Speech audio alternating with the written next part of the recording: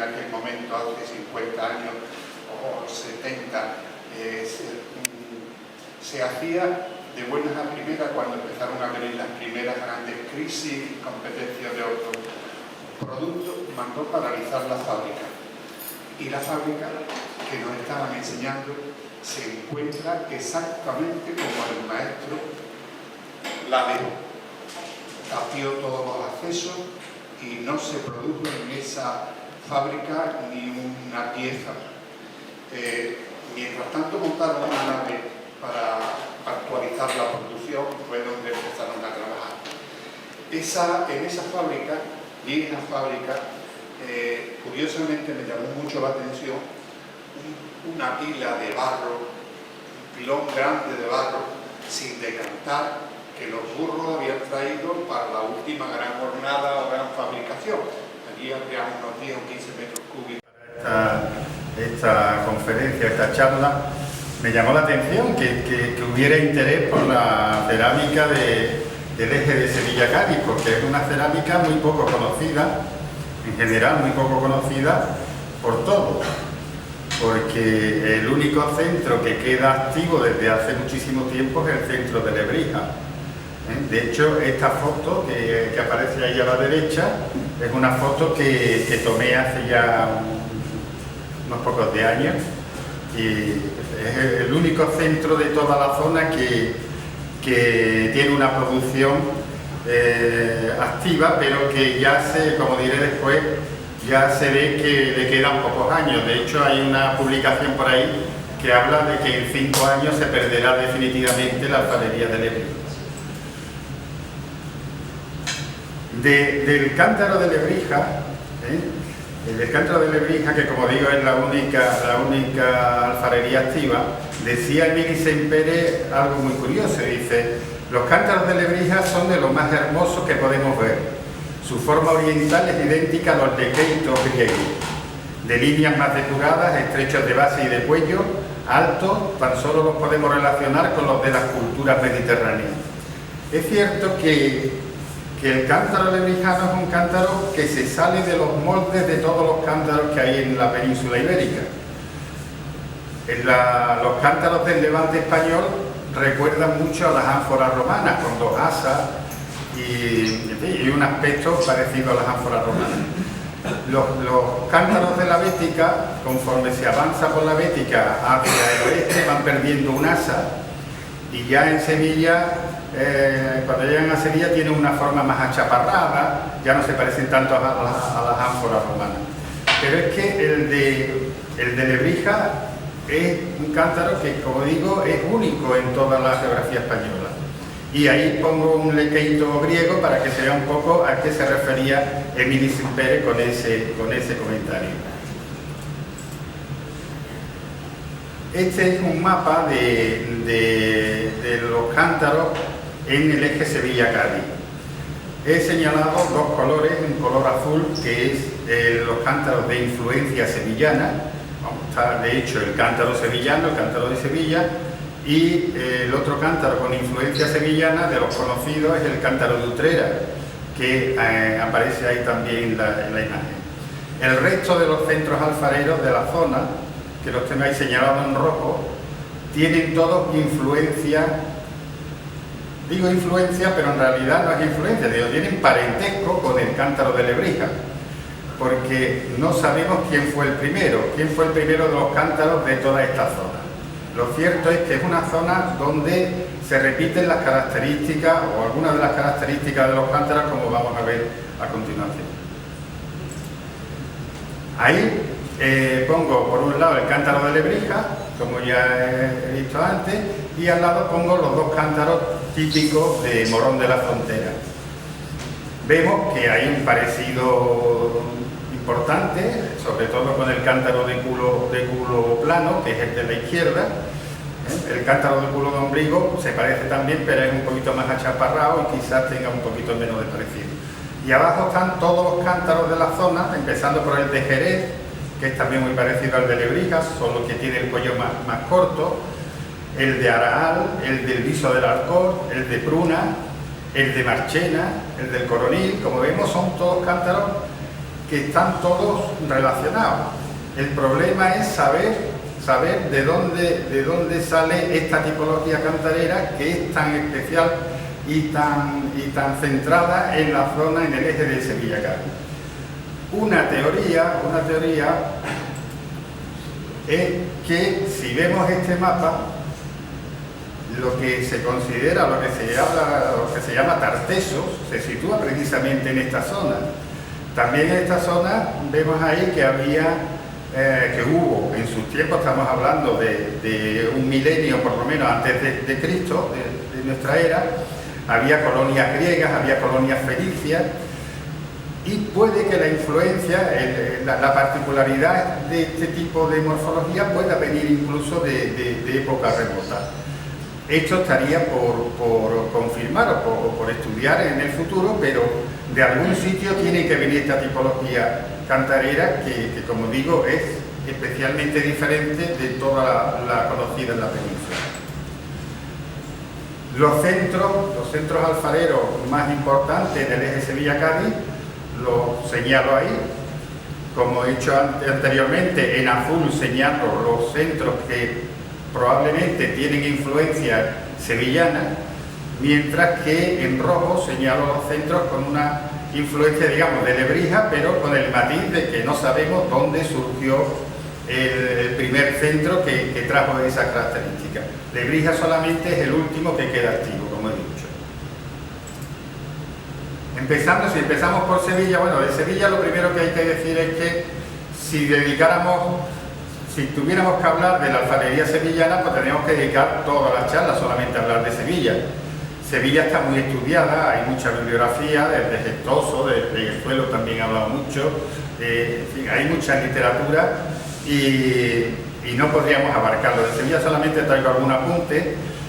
Como estamos hablando de cántaro, pues traigo esa imagen del aguador de Sevilla, de Velázquez, en la que se ve el cántaro típico de azacán sevillano, que es similar a este que he visto en el comercio anticuario, pero vamos, que he visto varios en la colección de Luis Fortuna en Osuna. También creo que hay alguno más, incluso con el sello de la Giralda, que era el puño que le ponían a los cántaros para asegurar que se habían hecho en función de las normas que había en la época, ¿no? También se conoce parte de lo que fue la historia de la alfarería sevillana por los rellenos de bóveda que se han estudiado. Este estudio de la tipología de la cerámica bajo medieval y moderna sevillana incluye cántaros que no son de Sevilla capital, porque estos dos, por ejemplo, son de Marchena. Ahí han incluido, en ese trabajo morfologías que son de toda la provincia. Pero bueno, está muy estudiado lo que era la morfología de las piezas de alfarería en esos siglos.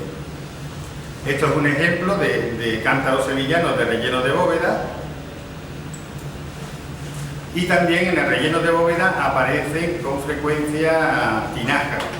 La tinaja sevillana es una tinaja de borde de cuello corto, borde redondo, que como veremos después es muy parecida a la tinajería de Coria del Río, que es el siguiente pueblo que vamos a considerar.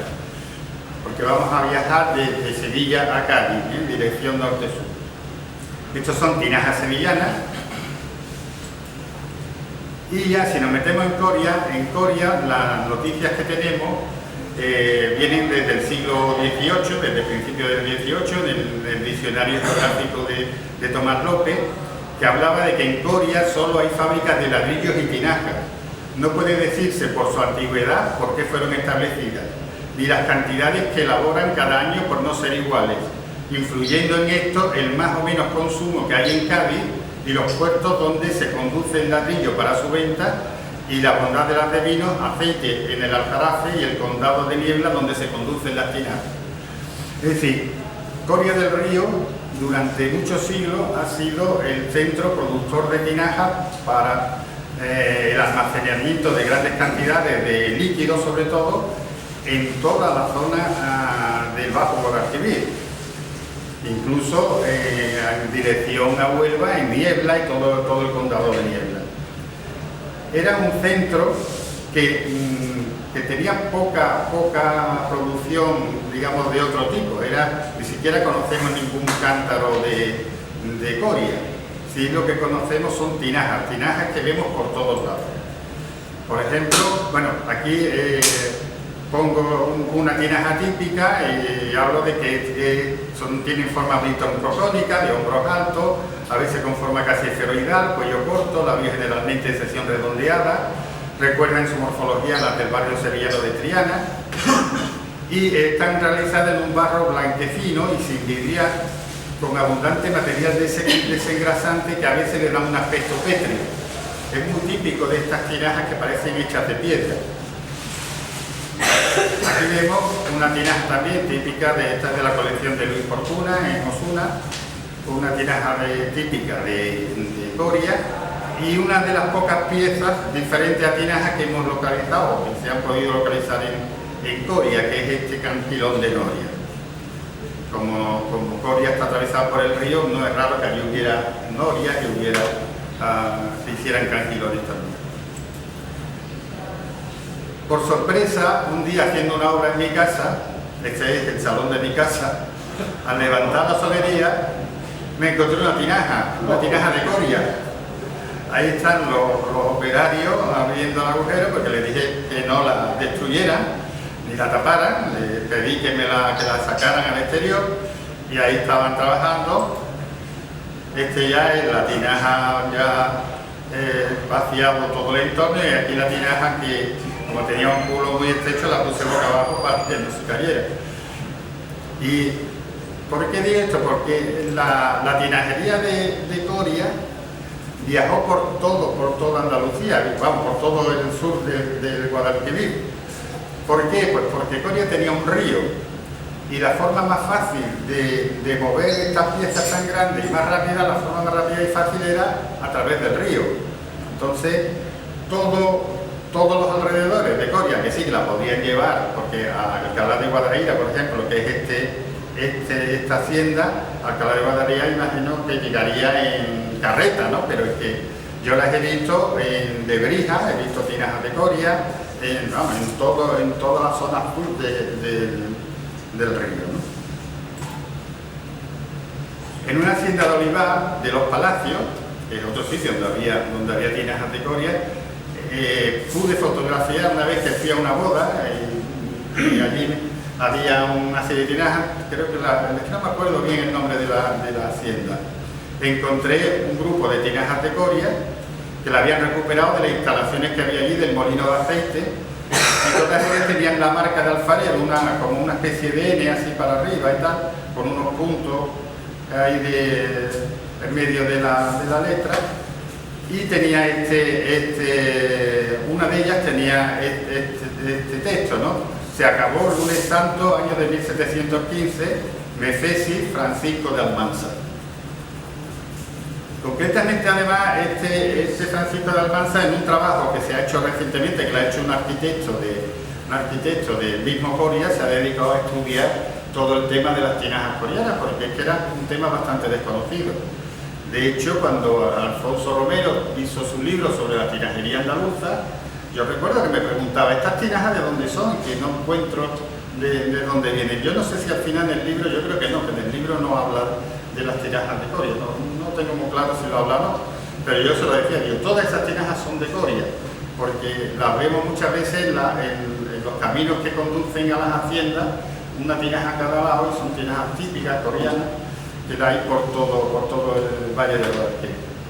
Bueno, pues aquí en el trabajo que hizo este arquitecto, ya habla aquí de un tal Juan de Almansa, un tal Bartolomé de Almansa, pero también habla de la viuda de Francisco Almansa. Este Francisco Almansa, en 1715, ya hay que tener en cuenta que el catastro de Ensenada de 1751, ya el tal Francisco Almansa ya había fallecido, ¿no?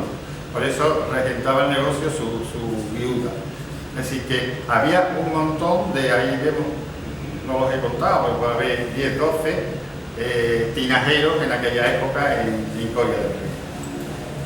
Esta es una tinajita propia de Coria, ahí se ve que parece piedra, que no parece barro. Sí es verdad que esto está pintado, esto es una pintura de ocre, pero que el mismo material parece que es de piedra. Esto es otra tinaja de Coria. Este hombre, el que ha escrito el artículo, Ricardo Ronquillo, se ha dedicado a recoger todas las muestras que ha ido encontrando por la zona de tinajas de Coria. Ahí hay otras.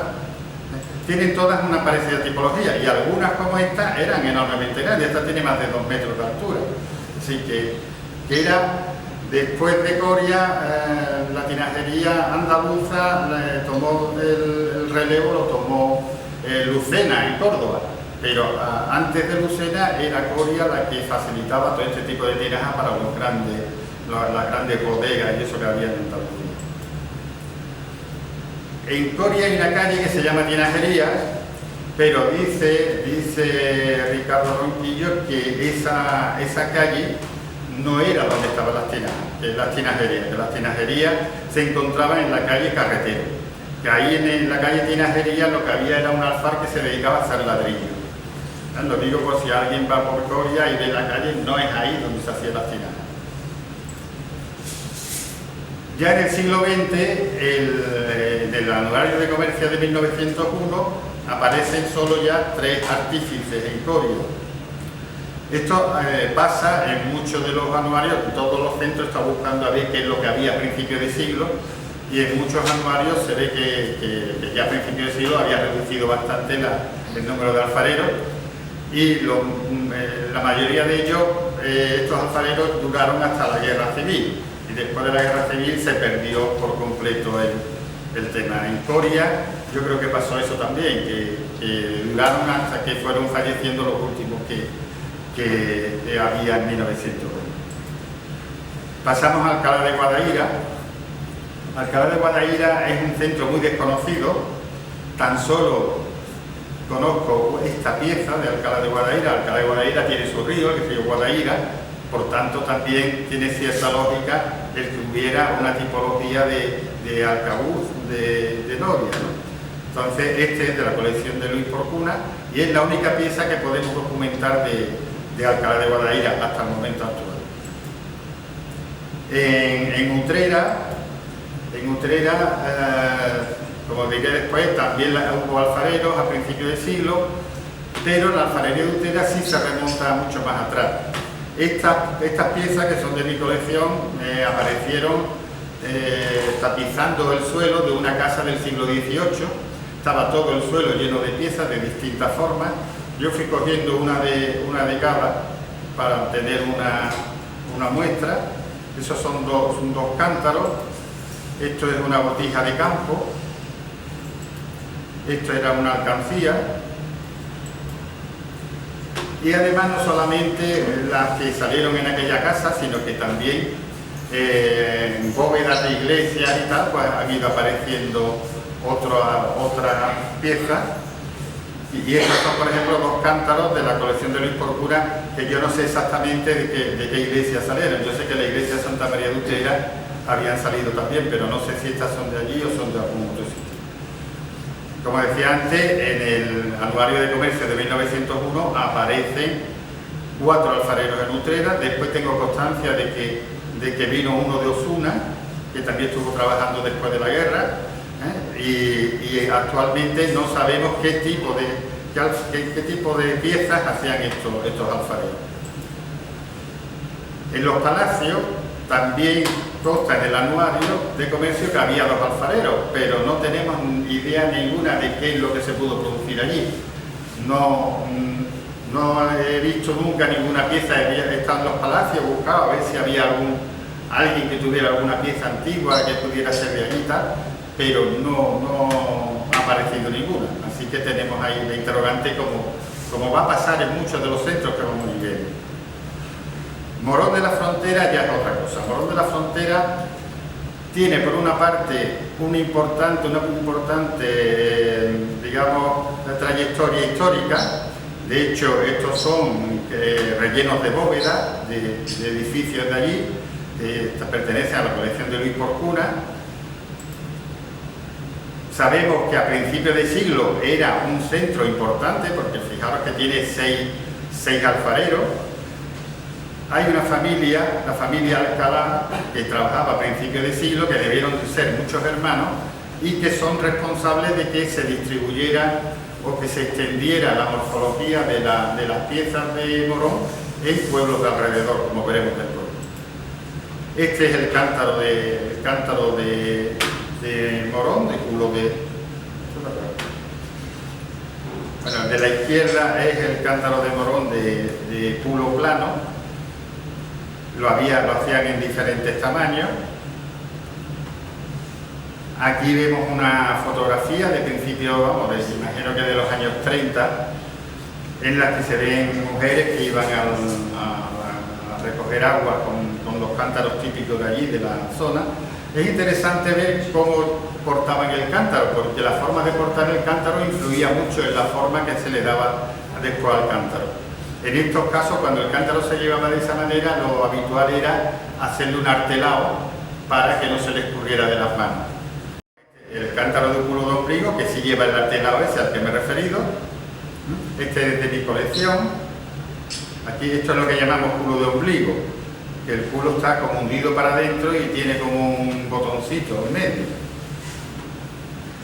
Esto es otra pieza de mi colección, también de allí de Morón de la Frontera, es una botija. Estos son tablas de lavar, que aunque son piezas muy frecuentes en el eje Sevilla-Málaga, también aparecían en Morón. Yo creo que es la única zona de la parte del Bajo Guadalquivir donde se hacían tablas de lavar. Estos son también otras dos piezas de la colección de Luis Porcuna.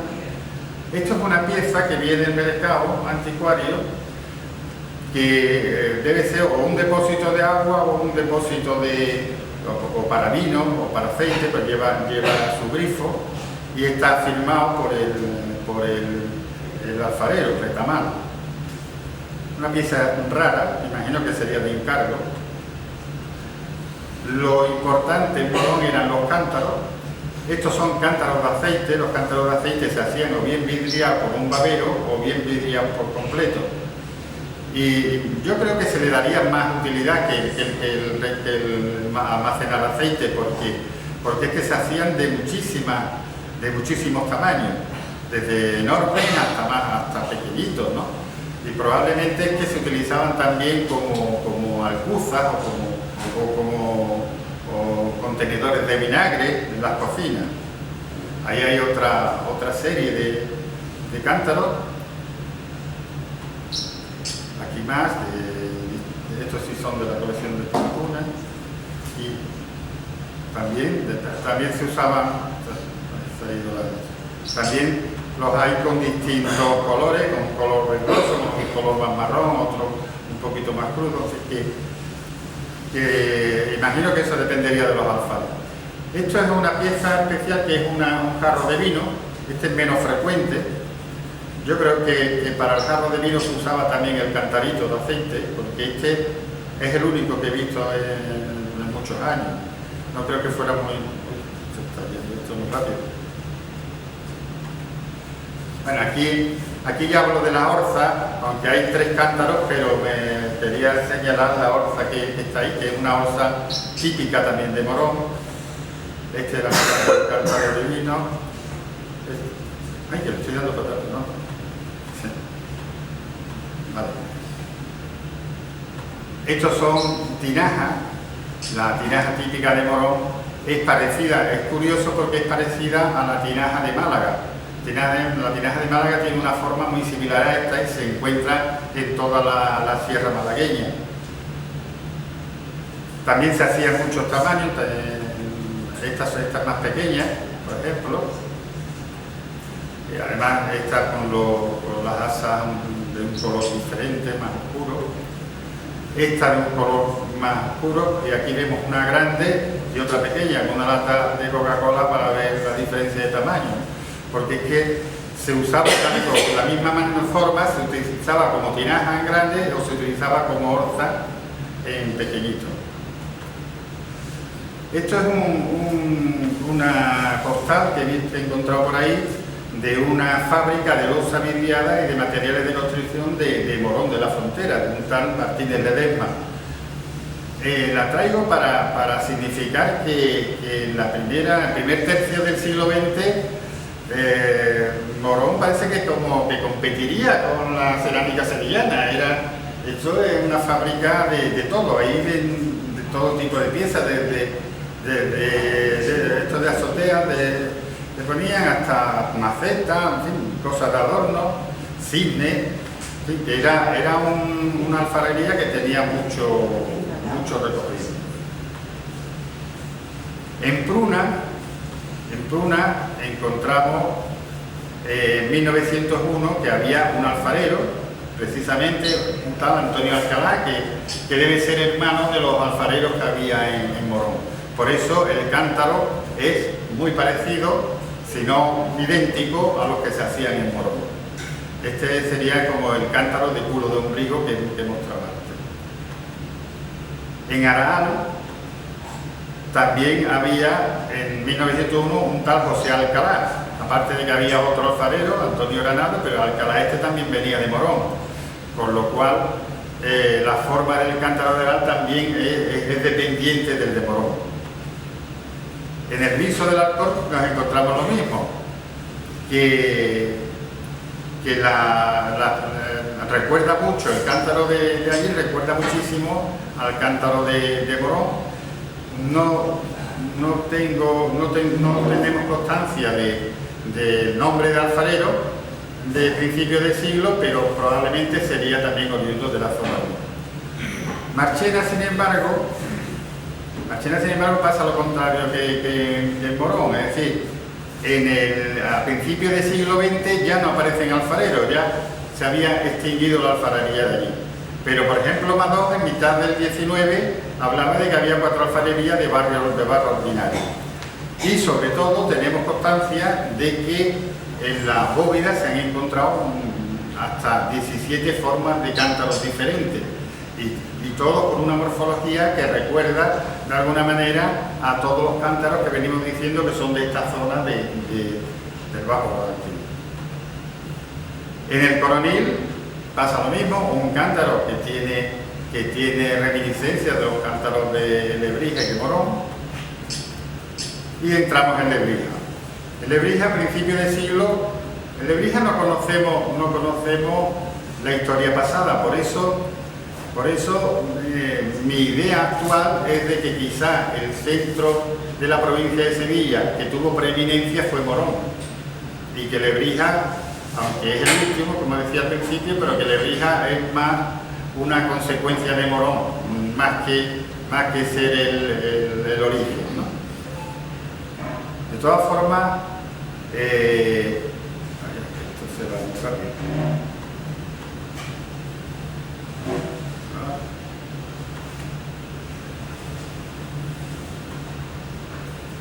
La pieza reina de Morón es sin duda el cántaro, aunque hacían también un cántaro de 2 asas, como ese de la colección de Luis Porcuna, pero la pieza reina es el cántaro de una sola asa.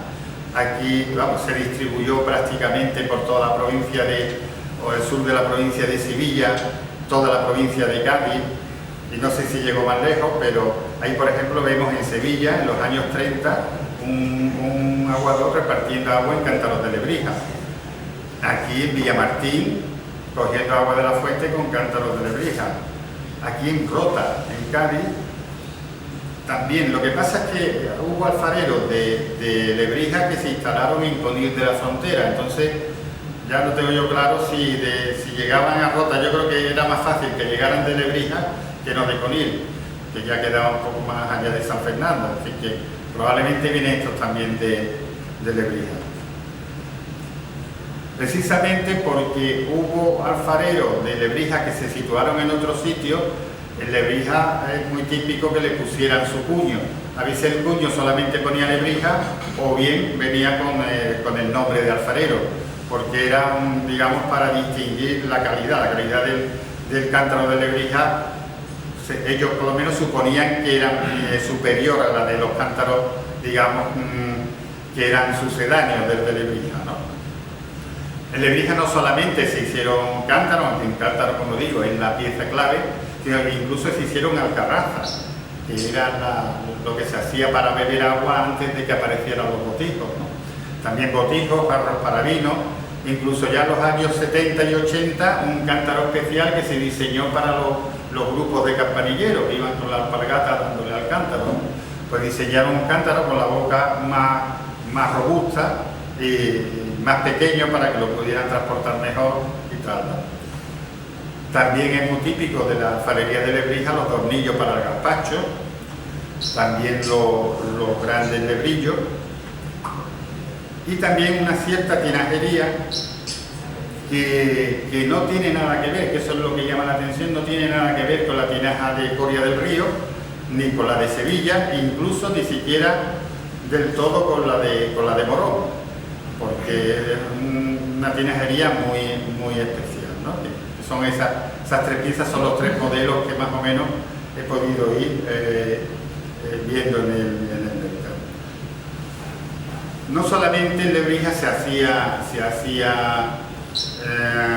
cántaros en barro basto, sino que también había losa basta, vidriada, como decía Madoz, a mitad del 19, había 8 alfarerías, 2 de ellas de losa basta, aunque vidriadas, y las demás que proveen de ladrillos, tejas y cántaros a las poblaciones inmediatas.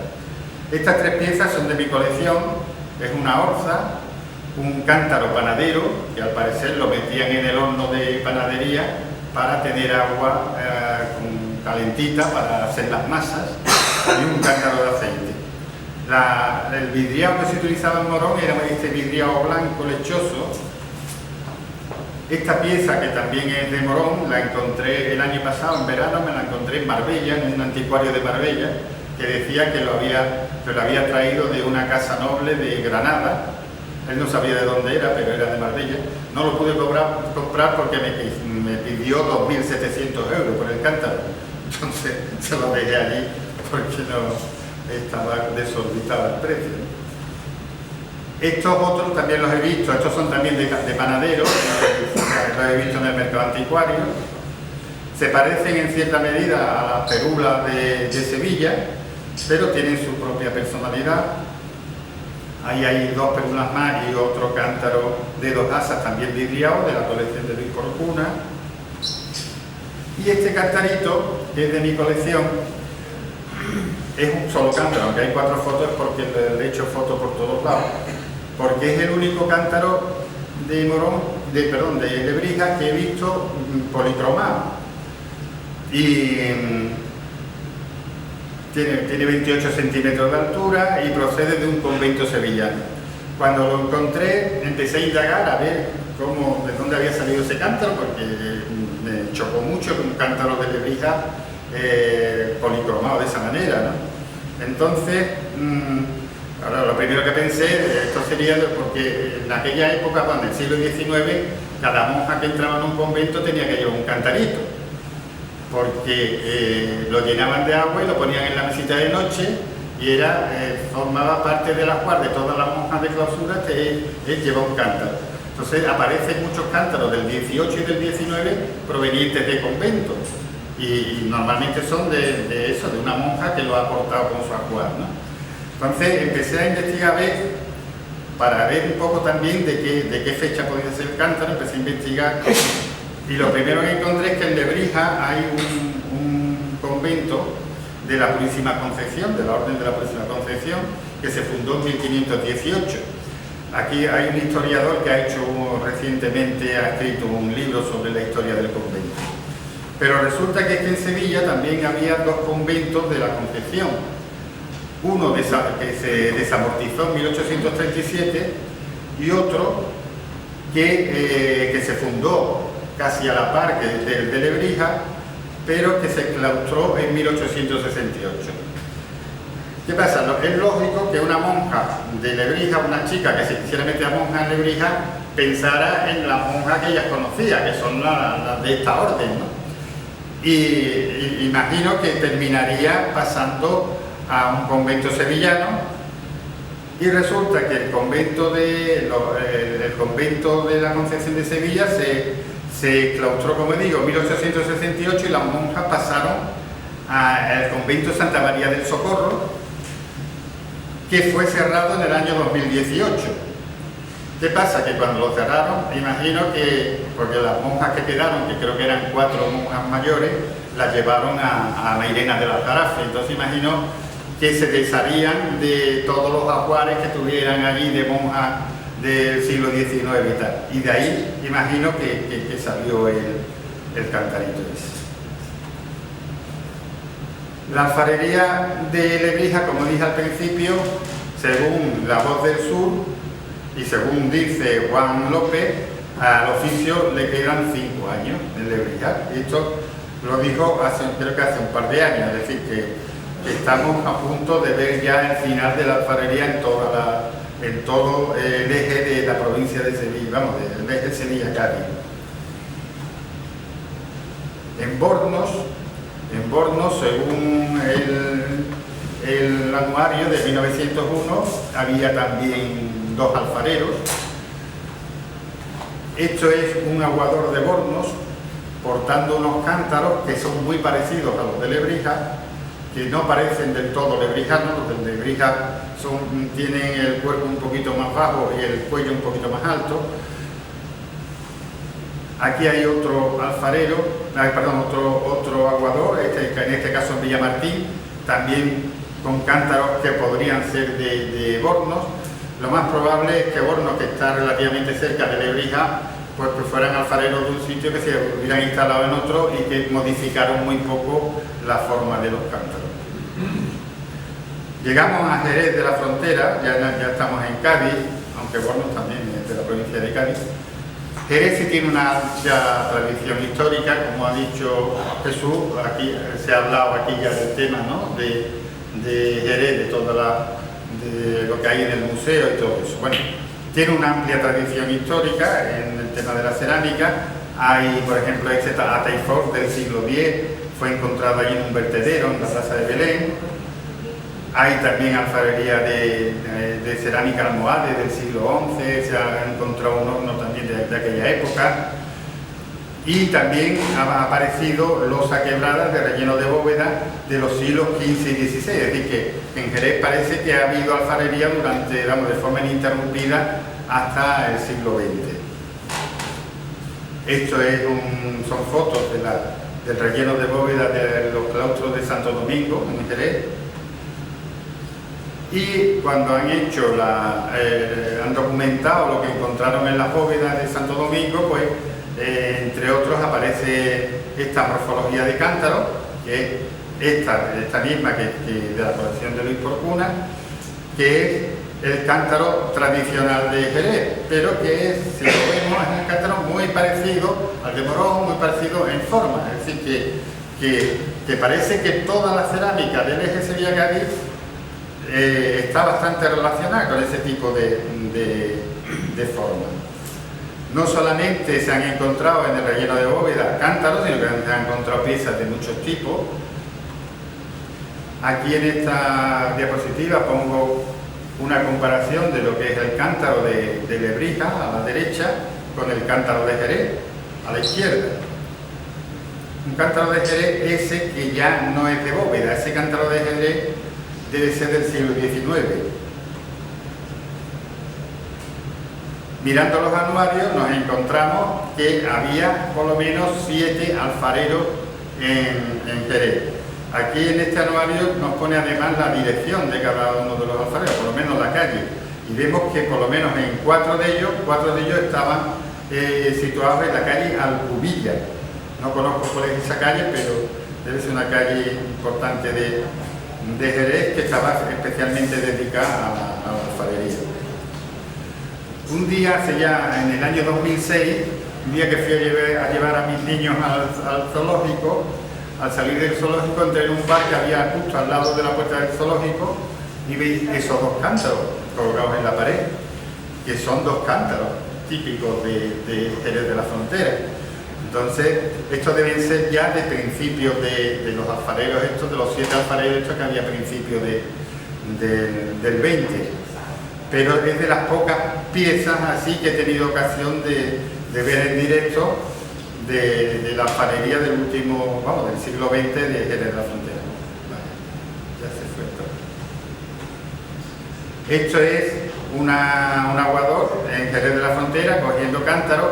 Claro, ahí en el Burro pues no se ve bien si el cántaro son, a mí me parecen más lebrijanos que de Jerez, porque los de Jerez tenían el cuello más corto, pero es difícil de decir de dónde. No sería extraño porque probablemente Jerez perdió pronto la alfarería, porque muchas fotos que aparecen de gente de campo en Jerez aparecen con cántaros de lebrija, que le han puesto un pitorro para beber del campo, en fin, que yo creo que murió la alfarería de Jerez, murió pronto, mucho más pronto que la de la Lebrija, porque la de Lebrija sigue activa todavía. Sanlúcar de Barrameda, a principios de siglo, había también por lo menos 4 alfareros, estoy leyendo, no 1, 2, 3 o 3 alfareros, no 4, pero no sabemos nada, no hay ningún rastro de lo que se hacía allí. Yo he encontrado en Sanlúcar de Barrameda que hay un cierto gusto por las antigüedades. En algún anticuario de Sanlúcar encontré una lunatina de verde que había salido de la bóveda de un convento. Claro, Sanlúcar está al lado del río, era muy fácil transportar de Sevilla a Sanlúcar, era relativamente fácil transportar la cerámica por el río. Entonces, no me extrañaría que esa misma tinaja que fuera de Sevilla, porque no, aunque hubiera salido en Sanlúcar, no tenía la tipología idéntica a la sevillana, no creo que fuera de allí. En el puerto de Santa María, sin embargo, sí se están haciendo unos estudios de un alfar de época moderna del Jardín del Cano y las producciones cerámicas de la Bahía de Cádiz entre los siglos XVII y XVIII. Este grupo que está haciendo este estudio es muy interesante porque está aportando que en el puerto de Santa María había un importante centro alfarero, hasta ahora desconocido, por lo menos yo lo desconocía, en el que se hacían piezas de muchos tipos, como veremos. Aquí en el esquema que ponen de los cántaros aparece este cántaro que tiene la morfología parecida al de Jerez. También se hacían lebrillos, decorados y sin decorar. Se hacían unas botijas, unas anforetas, dice aquí, pero son como perulas, con la característica de que tenían un cuño que ponía PSM, que es Puerto de Santa María, así que le ponían su propio cuño.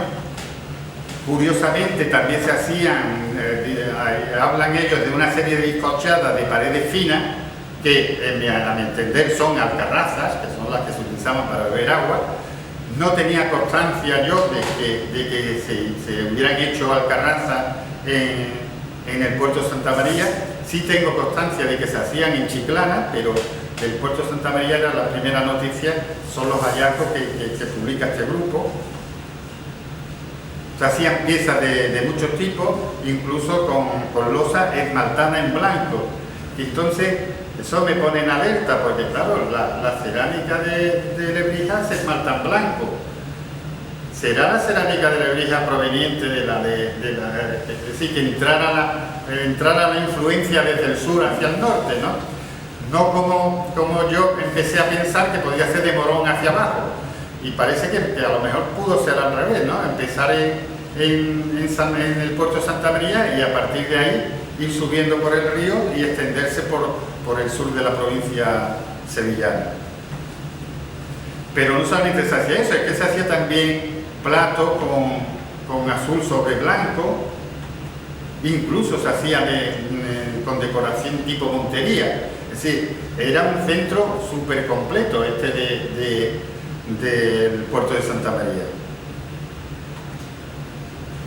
En 1901 todavía persistían tres alfareros en el puerto de Santa María. Tampoco he conseguido encontrar nada que pueda ser atribuido a la cerámica de aquella, a la producción de estos alfareros.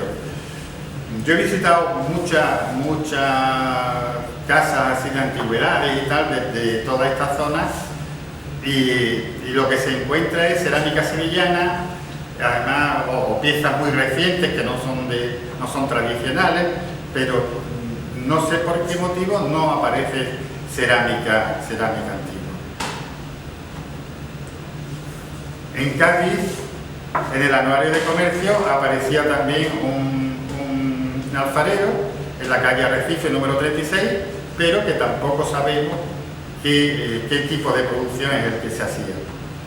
Lo mismo puedo decir de una serie de centros ya un poco alejados del eje Sevilla-Cádiz, pero bueno, que son de la provincia de Cádiz, como Medina Sidonia, Paterna, San Fernando, Alcalá de los Gazules, Chiclana. De Chiclana, como dije antes, sí que hay información. Cuando se habla del tema de las alcarrazas, sí que hay información de que se hacían alcarrazas que debieron ser de muy buena calidad porque se citan en bibliografía importante, ¿no?, de la época. Entonces, yo también las he buscado, porque a mí el tema de las alcarrazas es uno de los temas que me apasiona, lo he buscado y no he encontrado por ningún sitio ninguna pieza que se pudiera atribuir a aquella zona, pero debió de haberla. Espero que con el tiempo y la investigación pues salga alguna. Ya finalizando, o para finalizar, quien no lo conozca, yo le recomiendo que vaya alguna vez al Palomar de la Breña, que está en Barbate. Es un palomar enorme. Estas son solamente unos aspectos de la edificación. Un palomar enorme, no me acuerdo cuántas palomeras había, pero puede haber 10.000 palomeras, ¿no? que era enorme, una serie de calles y cada calle llena de palomeras. Estas se debieron de hacer allí en la zona. Este palomar era muy importante porque estaba en Barbate, está en una zona alta de Barbate, donde se visualizaba toda la zona del estrecho y que servía para mandar mensajes de si había alguna cosa sospechosa en el estrecho, de ataques berberiscos o cosas de ese tipo, mandar la información o bien a Sevilla o incluso a Madrid, ¿no? Así que ahí tenían que tener palomas de muchísimos sitios para ir mandando los mensajes. Y con eso pues finalizamos. Yo como conclusión he puesto ahí que el eje de Sevilla-Cádiz es un lugar donde hubo una alfarería con una personalidad única, diferente de toda la alfarería del resto del país, con raíces que probablemente sean ancestrales. Yo no lo puedo asegurar, tampoco soy arqueólogo, ni creo que todavía esté eso estudiado, pero probablemente de algún sitio tiene que venir toda la influencia o todas esas características comunes de la zona, y que es una cerámica que está todavía pendiente de descubrir y de estudiar, porque como hemos visto hay más interrogantes que hechos ciertos que podamos afirmar. Y nada más, espero que os haya entretenido.